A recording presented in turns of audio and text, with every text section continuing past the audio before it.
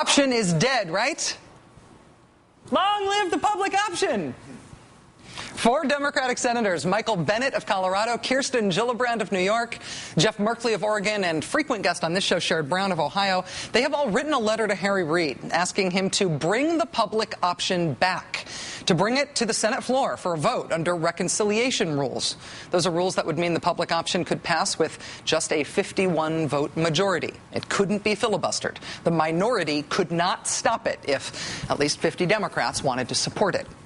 Now, the senators who are the 4 original signers of that letter to Reid have 7 additional senators who have already signed on with them. Roland Burris of Illinois, Dianne Feinstein of California, Al Franken of Minnesota, John Kerry of Massachusetts, Patrick Leahy and Bernie Sanders of Vermont, and Sheldon Whitehouse of Rhode Island. That's 11 senators signed on, 11 senators on the record calling for the return of the public option by means that would subvert the filibuster, means that would subvert how the minority has stopped majority rule in the U.S. Senate.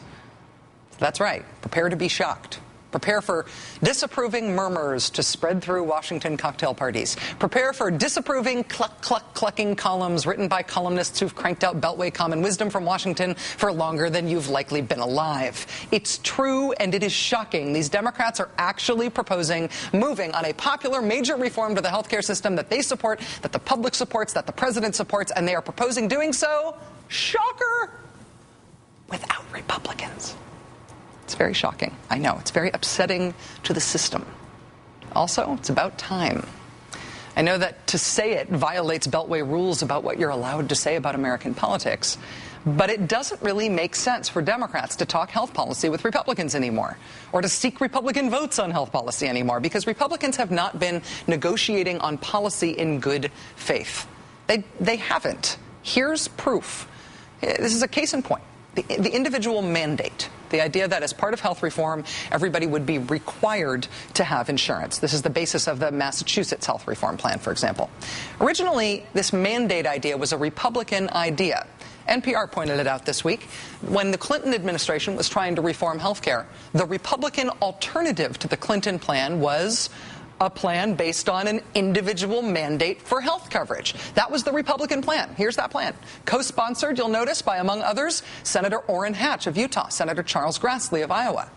To be clear, Senator Hatch and Senator Grassley sponsored legislation to create a mandate for health insurance. Their idea, their legislation. They co-sponsored it. Now that President Obama likes that idea?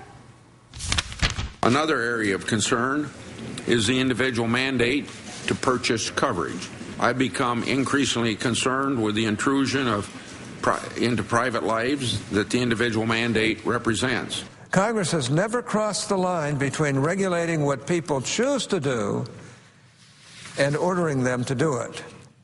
The difference between regulating and requiring is liberty. It's very moving when you put it that way. It's also apparently not your own position. It is possible to have a negotiation with someone who disagrees with you. It is possible to have a negotiation with someone who agrees with you on some things and disagrees with you on others. It is not possible to have a negotiation with someone who vehemently disagrees with themselves, who vehemently disagrees with their own policy positions. I mean, which of the two faces do you talk to as a practical matter? These guys are nonsensical when it comes to policy. You cannot compromise with that. You cannot find the halfway mark between here and Atlantis, because Atlantis doesn't exist, and you can't measure the distance between somewhere real here and somewhere imaginary. You also can't divide by zero. You can't negotiate policy with people who don't actually hold real policy positions. Democrats have to do this alone. Joining us now is Senator Bernie Sanders, independent of Vermont. He sits on the Budget Committee. He is one of the 11 senators who has signed on to that letter calling for the return of the public option through the magic of reconciliation. Senator Sanders, it's nice to have you back on the program. Thank you for your time. Good to be with you, Rachel. Is the public option really alive again, or is this premature resurrection here? Now, we can do it, but what you have to understand, it's not just the public option. Through reconciliation, we now have the power to lower premiums that currently exist in the Senate bill. We can do better. We can fill and do away with the donut hole. We can do away with the tax on health care benefits, which I think is a bad policy decision. So we can make major improvements over what the Senate has done, get that to the House in reconciliation, and at the end of the day, we will have a reasonably good bill with just 50 votes. If you were to take up the public option and those other measures that you just described under budget reconciliation, how long would it take before there could be a vote? How complicated is that process that you just described? It's not. We can move it. We can move that pretty quickly.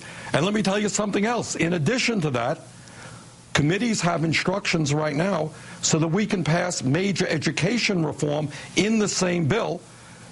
And what we could do is substantially increase Pell Grants to make college more affordable, put a hell of a lot of money into child care and school construction. You could do that right now under the instructions that we're operating under for reconciliation. So you're saying you could add expansion of Pell Grants, extensions or expansion of child care help and school construction funds to the existing health reform bill? You could pass it all at once? Yes, we can combine health care and education. That's what reconciliation would allow us to do now. After we pass that, we can come back for reconciliation and we can deal with infrastructure. We can deal with the transformation of our energy system away from fossil-fueled energy efficiency and sustainable energy. And we can create, over a period of years, millions of good-paying jobs. We can pay for that by doing away with immediately Bush's tax breaks for the rich, take a hard look at unnecessary military expenditures, corporate welfare. The only thing that you have to do under budget reconciliation is, at the end of the day, you got to cut the deficit. You have to save taxpayers' money. So that's what we can do. That's what we should do. I think the American people are sick and tired of the inaction taking place in the Senate and Republican obstructionism. I think that there's one obvious great risk to pursuing all of those things in the type of urgent timeline that you've described, pursuing them all through reconciliation. And that risk is, of course, that Democrats would win a lot of elections in November and would energize their base. That obviously terrifying, of course, to the powers that be. In terms of what you're describing here, are you hearing mainstream support within your caucus in the Senate for moving forward that way? Rachel, I think there is a growing understanding that the current strategy of reaching out to Republicans who really do not want to participate in a serious way in the process, continuing to appeal to the most conservative members of the Democratic caucus, just is not working. And I think people are understanding we have 50 votes to do something significant in health care, in education, in infrastructure, in energy, and in the process we can create, over a period of time, millions of good-paying jobs. I think people are catching on that that is what we have got to do. Senator Bernie Sanders, independent of Vermont, thank you so much for joining us tonight, sir. It's always a pleasure. Thank you.